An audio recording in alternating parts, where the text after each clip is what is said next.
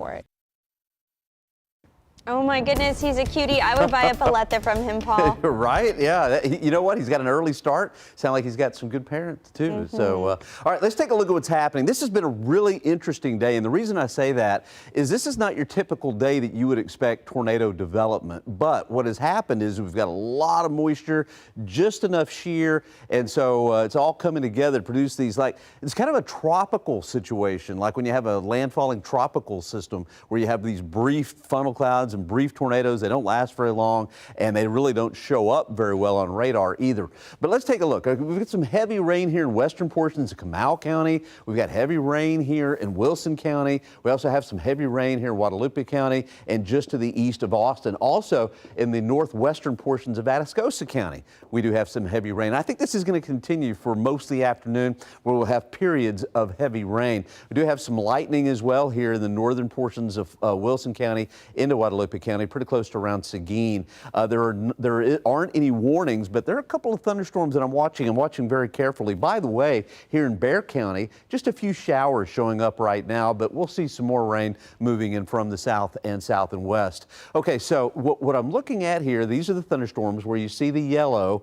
That's where the heaviest rain is. And what I'm looking for is just little bitty hooks here. And right now, like I said, there's no warning, but I'm watching this cell pretty closely here in the northern portions of Wilson County. These are moving off to the northeast at about 15 miles per hour or so. Here's the one that prompted the warning earlier. Really, the circulation has weakened, but I think this circulation is increasing in intensity. Just kind of get your bearings here. This is where 87 and 97 comes together. Here's Floresville. This would be about 5-6 miles north of Floresville, and this is moving off to the north and east. I'm going to be watching that cell really closely. If you're watching here, or if you live here and you're watching, I would definitely take cover because we could put down a brief tornado really quick and do some damage. Again, here's another look. I don't see any other cells that really grab my attention, but that one does. So let's take a look. This is what we call, these are little markers here. This is the one that did prompt the tornado. This is weakened, but this is the one that now has pretty good little skip marker here on display. And so again, watch this. Northern Wilson County, there's not a warning right now, but could be issued at any time. This is another display that I use to really look and see if there's any other type of severe weather, whether hail or straight line winds. And I don't see much of that activity, but definitely there is a circulation here north of Floresville, and that's moving off to the north again at about 15 miles per hour. All the counties in green, you're under a flash flood watch that is now including Bexar County, Atascosa County, and Wilson County, and that's through the evening. Some of these downpours could definitely be very heavy. Temperature outside right now, 75 degrees, but notice where there's been some sun off to the south and west. Temperature 88 right now at Cotulla. That's what our high was yesterday, 88, but look at this cold air up in Montana and the northern plains. That's going to be moving south. I'll talk more about that in a minute. Here's what was the circulation from Otis, and notice how that moisture is feeding right into South Texas, and I think that's one of the reasons why we're having some of these little brief tornadoes and funnel clouds.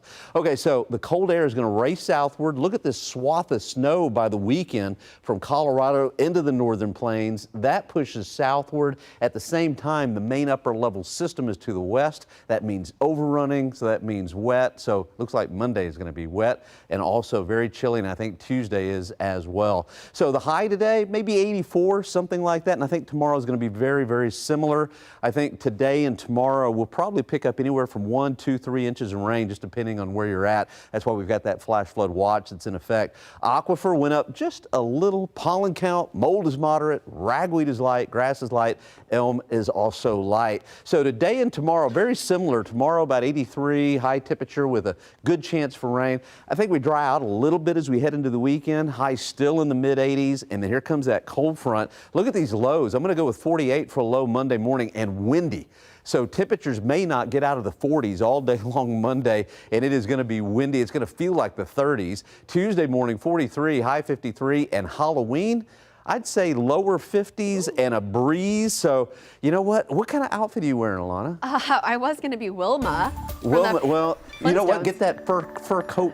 Oh, that's a great idea. There you go. That's a great idea.